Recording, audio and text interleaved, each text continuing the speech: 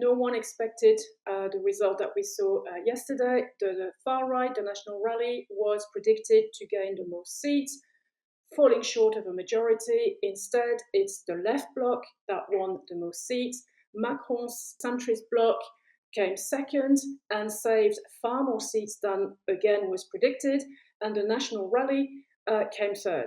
So that was a huge surprise. And I think for anyone not familiar with the French system, it might be puzzling to understand how the far right went from first winning the first round on the brink of power to losing and having not as many seats as was anticipated.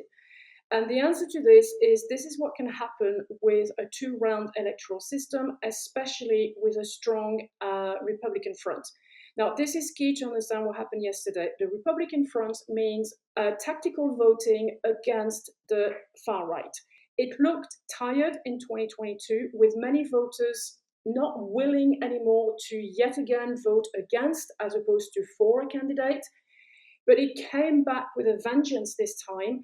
And that's the main lesson of yesterday, that the Republican front is alive and kicking, and it explains why the National Rally did not win.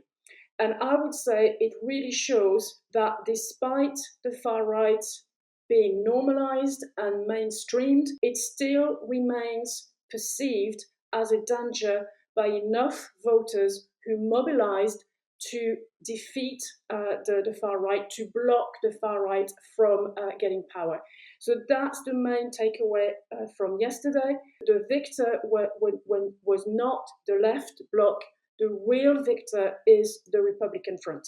As for Macron, he will feel relieved, first of all, that the far right is not in power, that he won't have to have a cohabitation with the far right, that he limited the damage because his centrist bloc came second and didn't lose as many seats as was predicted. However, his gamble to dissolve the National Assembly has spectacularly failed. He wanted clarification from the electorate.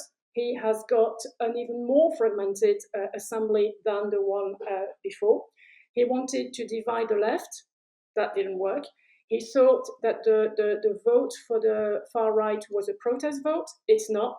It's a conviction vote. He had power, he had authority, he had a united party, he had a relative majority. Yes, it was difficult, but he still managed to pass key reforms. And now all that is gone, even his party is turning against him, as we saw in yesterday's Prime Minister's address. So he's lost everything, really. He instigated his own effacement, his own erasure, and the power now will be in the National Assembly and not with him. So what's next? I generally don't know. I don't think anyone in France knows. For a very simple reason, there is no absolute majority for anyone, okay? And if you look at the left bloc, yes, they won the most seats, but they are roughly 80 to 90 seats short of an absolute majority. That means they will have to find someone to govern with. They can't do it on their own. They can't say, we won the election, make me prime minister, and we will implement our program.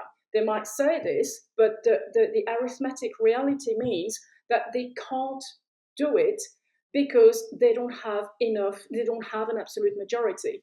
So it will either be a coalition.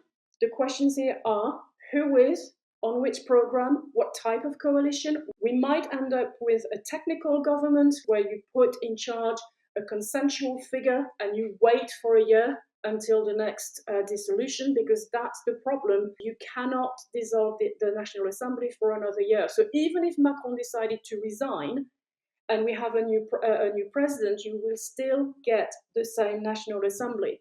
So what's going to happen?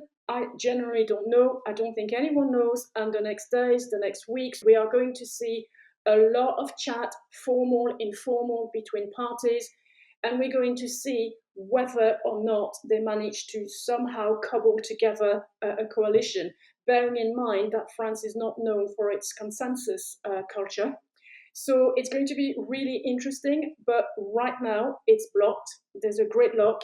And we need to see whether some kind of key can be found to unlock it.